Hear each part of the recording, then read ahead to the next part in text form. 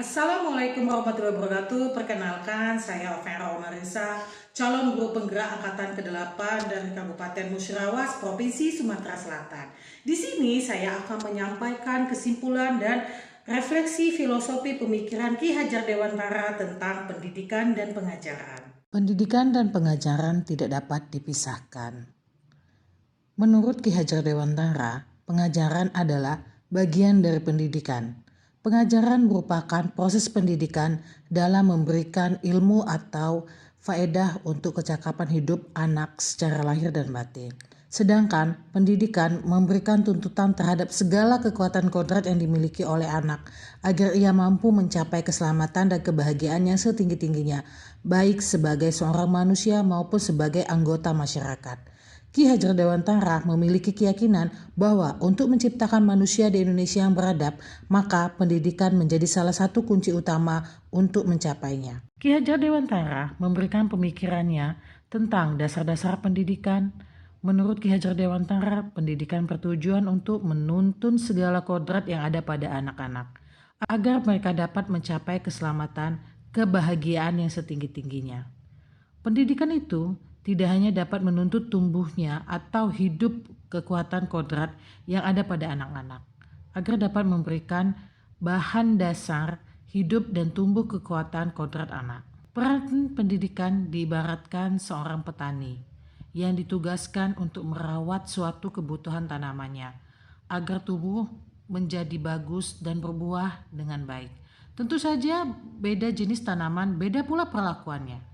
Artinya bahwa kita sebagai seorang pendidik harus bisa melayani segala bentuk kebutuhan metode belajar siswa yang berbeda-beda. Kita harus bisa memberikan kebebasan kepada anak untuk mengembangkan ide kreatif, berpikir kreatif, aktif, mengembangkan bakat dan minat siswa untuk mencapai merdeka belajar. Tetapi kebebasan itu bukan berarti kebebasan mutlak. Perlu tuntunan dan arahan dari guru supaya anak tidak kehilangan arah dan membahayakan dirinya. Ki Hajar Dewantara juga mengingatkan para pendidik untuk tetap terbuka dan mengikuti perkembangan zaman yang ada, namun tidak semua yang baru itu baik. Jadi perlu diselaraskan dahulu. Indonesia juga memiliki potensi-potensi kultural yang dapat dijadikan sebagai bahan sumber belajar. Ki Hajar Dewantara juga menjelaskan bahwa pada dasarnya pendidikan anak berhubungan dengan kodrat alam dan kodrat zaman. Kodrat alam berkaitan dengan sifat dan bentuk lingkungan di mana anak berada, sedangkan kodrat zaman berkaitan dengan isi dan irama. Artinya, setiap anak sudah membawa sifat atau karakter masing-masing. Jadi, seorang guru tidak bisa menghapus dasar-dasar tadi. Yang bisa dilakukan adalah menunjukkan dan membimbing mereka agar muncul sifat-sifat baiknya, sehingga menutupi atau menguburkan sifat-sifat jelek dari anak didik tersebut. Kodrat zaman bisa diartikan bahwa kita sebagai guru harus membekali keterampilan kepada siswa sesuai dengan zamannya, sesuai dengan zaman mereka hidup, berkarya dan menyesuaikan diri dalam konteks pembelajaran zaman sekarang.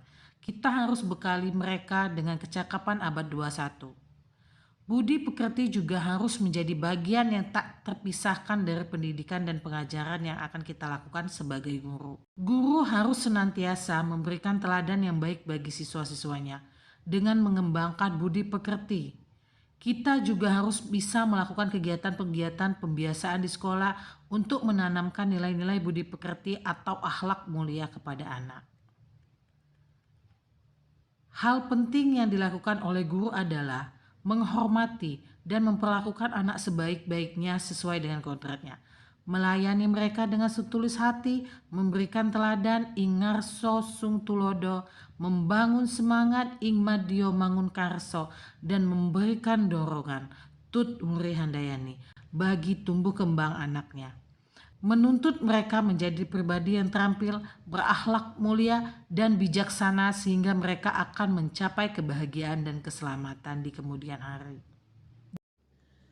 Demikian penjelasan singkat dari saya tentang kesimpulan dan refleksi filosofi dari pendapat Ki Hajar Dewantara mengenai pendidikan dan pengajaran. Saya akhiri, wassalamualaikum warahmatullahi wabarakatuh.